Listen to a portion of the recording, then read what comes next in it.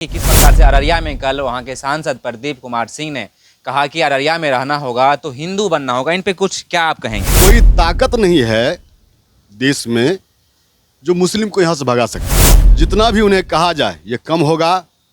और यही है, यदि इस तरह का यदि वो बात बोलते हैं तो हिंदुस्तान का असली आतंकवादी प्रदीप सिंह जैसे लोग हैं। नेता नेता नेता नेता का अब नाम न लो, अंधेपन से काम न लो।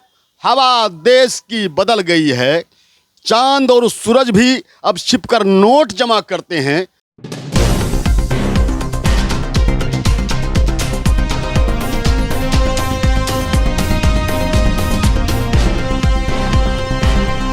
मैं दीपक कुमार, आपने देखना शुरू कर दिया है मुंगेर अड्डा। इस समय मैं खगड़िया में हूँ और आप जान रहे हैं कि पूरे प्रदेश में हिंदू मुस्लिम का राजनीति काफ़ी तूल पकड़ लिया है। ऐसे में हमारे साथ कार्यकारिणी राष्ट्र अध्यक्ष जी और इनसे जानते हैं कि किस प्रकार से अररिया में कल वहाँ के सांसद प्रदीप कुमार सिंह ने कहा कि अररिया में रहना होगा तो हिंदू बनना होगा। इन पे कुछ क्या आप कहेंगे? देखिए, सबसे बड़ी बात हिंदू और मुसलमान की जो बात लोग करते हैं, यह बात तो लिख लीजिए कि 1947 में देश आज़ाद हुआ और लोगों ने कहा कि भाई मुस्लिम पाकिस्तान चले जाए और हिंदू हिंदुस्तान में रहे। बहुत लोग गए भी और बहुत लोग रहे भी। जो लोग रह गए, अब कोई ताकत नहीं है देश में जो मुस्लिम को यहाँ से भगा सकता है। और एक लोकतांत्रिक व्यक्ति, जनतांत्रिक व्यक्ति, संवैधानिक व्यक्ति, सांसद एक बड़ी बात होती है। और छोटे मोटे लोग कुछ बोल देते हैं, लफिया टाइप के लोग कुछ बोल देते हैं तो उसको लोग इग्नोर करता है, उसको तवज्जो नहीं दिया जाता है। लेकिन यदि कोई सांसद बोलते हैं तो वह बहुत बड़ी बात होती है। तो पहली बात तो मैं, यदि प्रदीप जी इस तरह का यदि बात बोले हैं कि हिंदुस्तान में यहाँ अररिया में रहना है तो हिंदू हिंदू बोलना पड़ेगा, इसकी मैं घोर भर्त्सना करता हूँ, निंदा करता हूँ। और जितना भी उन्हें कहा जाए ये कम होगा। और यही है, यदि इस तरह का यदि वो बात बोलते हैं तो हिंदुस्तान का असली आतंकवादी प्रदीप सिंह जैसे लोग हैं। वो आतंकवादी नहीं जो राइफल बंदूक की बात करता है। राइफल बंदूक तो तत्काल में समाप्त हो सकता है, लेकिन यदि जो अंदर जो बीज बो दीजिएगा, अंदर जो आग लगा दीजिएगा, वह नहीं मिटता है। यह घर घर को बर्बाद करने का षड्यंत्र है। आतंकवाद हो या माओवादी हो, इसको सरकार जब चाहे समाप्त कर सकती है, लेकिन यदि घर घर के क्लेश यदि लगा दिया जाएगा, उसको कोई भी समाप्त नहीं कर सकता है। जिसका सूत्रधार अभी जो आपने कहा, प्रदीप सिंह ने ऐसा बोला है कि हिंदुस्तान में रहना है तो हिंदू हिंदू बोलना पड़ेगा, बिल्कुल गलत है।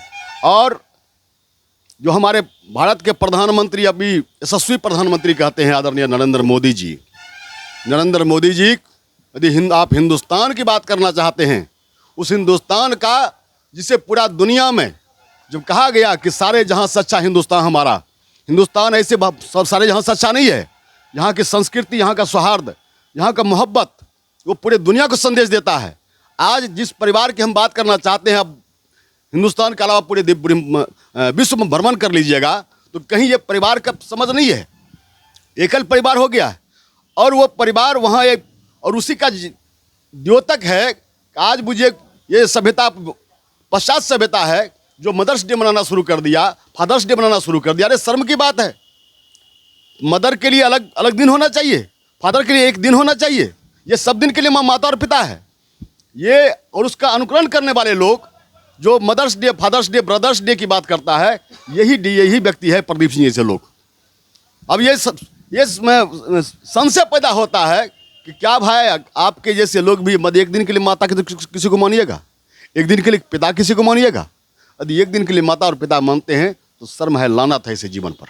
अच्छा, अभी जो गिरिराज सिंह जी हाल में ही यात्रा निकाल रहे हैं, हिंदू जागृति यात्रा, क्या लगता है इससे कहीं ना कहीं मतलब किनको क्या लाभ होना, आम जनता को कुछ लाभ होता दिखाई दे रहा है आपको?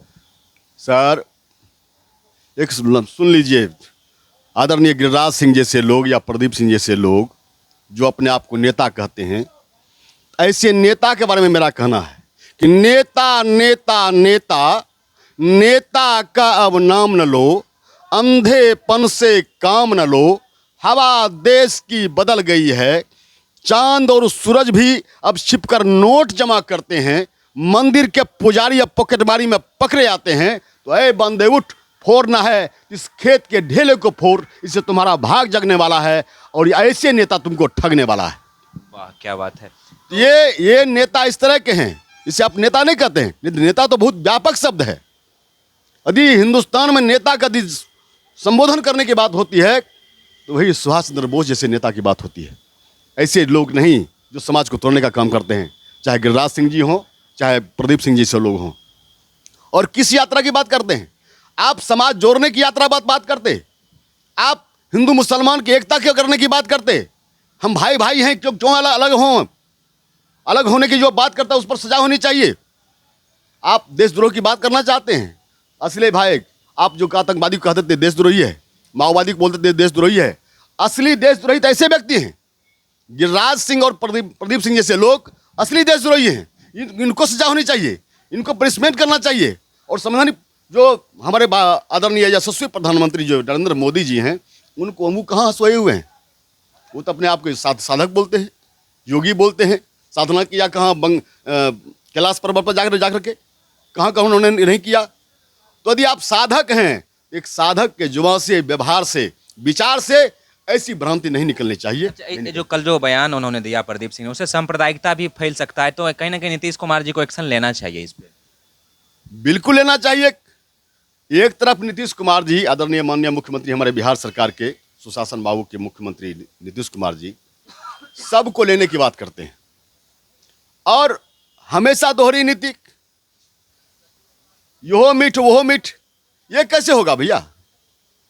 कोई तो ये यदि रखा हुआ है, एक खट्टा भी रखा हुआ है, एक मिठाई भी रखा हुआ है, तो मिठाई ये मीठ होगा भाई, खट्टा तो मीठ नहीं हो सकता है।